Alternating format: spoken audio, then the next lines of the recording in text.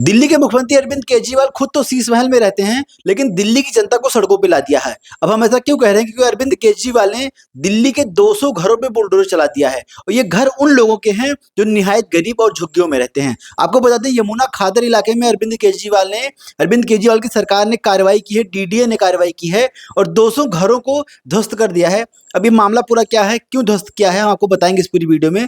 दोस्तों, अरविंद केजरीवाल तो खुद तो शीश महल में रहते हैं, उनका पूरा परिवार शीश महल में रहता है। जब एक थोड़ी सी छत टूट गई थी तो उन्होंने बताया था कि मेरे माँ बाप शीश महल के अंदर रहते हैं और छत गिर जाएगी तो ऐसा हो जाएगा, इसीलिए मुझे शीश महल का रिनोवेशन करवाना है। उसके बाद से 45 करोड़ रुपए शीश महल पे खर्चे कर दिए गए। आलीशान घर बनाया गया, आलीशान पर्दे लगाए गए, आलीशान वियतनाम से पत्थर मंगा के लगाया गया। एक बार संगमरमर लगा तो उसको उखड़वा दिया गया।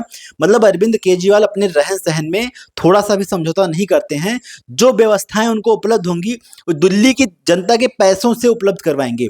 मतलब दिल्ली की जनता टैक्स पे करती है, उसी टैक्स के पैसे से अरविंद केजरीवाल खुद के लिए शीश महल तो खड़ा कर लिए हैं, लेकिन दिल्ली की जनता के लिए काल बन गए हैं। आपको बता दें, यमुना खादर इलाके में अरविंद केजरीवाल ने 200 घरों को खाली कराया है, उस पर सीधा सीधा बुलडोजर चलवा दिया है। ये मामला कोर्ट में लगभग 2016 और 17 से चल रहा था, लेकिन कोर्ट ने इस पर आदेश भी दिया था कि इसको आप खाली करवा सकते हैं, लेकिन कहीं ना कहीं उन घरों को, उन परिवारों को उनकी पुनर्वास की व्यवस्था करवानी पड़ेगी और कहीं ना कहीं उनको घर उपलब्ध करवाना पड़ेगा। उसके बाद आप ये कार्रवाई करेंगे। लेकिन आपको बता दें, कहीं भी कोई घर उपलब्ध नहीं करवाया गया है। अरविंद केजरीवाल के द्वारा उन 200 घरों पे बुलडोजर चला दिया गया है। आप सोच रहे होंगे कि दिल्ली की जनता इनको इसलिए बैठाई थी कि गरीबों के लिए मसीहा बनेंगे, गरीबों के लिए बहुत कुछ करके दिखाएंगे। जिस प्रकार से भ्रष्टाचार के आंदोलन से अरविंद केजरीवाल उठ के आए थे, ऐसे में माना जा रहा था कि अरविंद केजरीवाल गरीबों के लिए बहुत कुछ कर देंगे, लेकिन गरीबों के लिए तो नहीं किया दोस्तों, लेकिन दिल्ली की जनता को लूट के भले ही रख लिया है।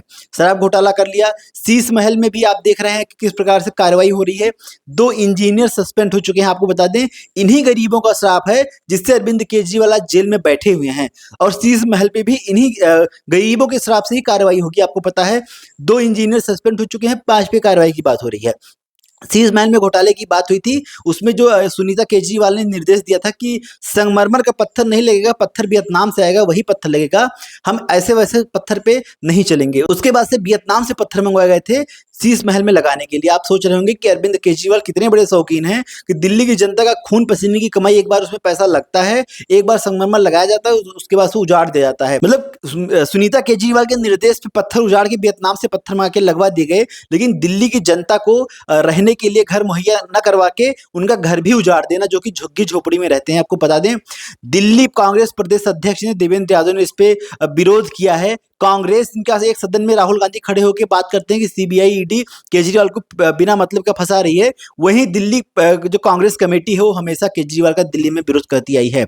अब आप समझ गए होंगे कि ये लोग कैसा चरित्र रखते हैं कि एक बार एक लोग सदन में खड़े होकर विरोध कर रहे हैं तो वहीं दूसरी तरफ इनका विरोध हो रहा है। आपको बता दें, अनिल चौधरी जो कि पूर्व में कांग्रेस के अध्यक्ष रहे हैं, वो घटनास्थल पे पहुंचे थे। वहां पे उन्होंने आंदोलन भी किया था। आप तस्वीरों में देख सकते हैं कि किस प्रकार से अनिल चौधरी वहां भाषण देते हुए दिख रहे हैं और उनके हक की बात कर रहे हैं।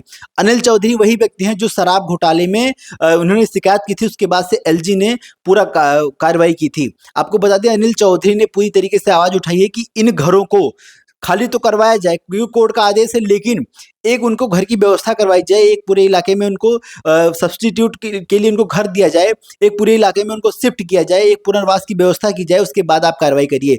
अनिल चौधरी ने ट्वीट भी किया। आप दोस्तों, उसके बाद से लगातार राजनीति गर्म है। अरविंद केजरीवाल दिल्ली की जनता के लिए काल बन चुके हैं, चाहे वो शराब घोटाला हो, चाहे वो विद्यालय घोटाला हो। अब गरीबों को रहना भी दिल्ली में मुश्किल होता चला जा रहा है अरविंद केजरीवाल के कार्यकाल में। लेकिन अरविंद केजरीवाल जी, आप समझ लीजिए कि जनवरी में चुनाव है और लोकसभा चुनाव में जनता ने आपको तो आपकी औकात दिखा दी थी, लेकिन इस विधानसभा चुनाव में भी आपको अपनी औकात दिल्ली की जनता जरूर दिखा देगी और आप देख लीजिएगा कि दिल्ली में इस विधानसभा चुनाव में आपका सफाया होना निश्चिंत है।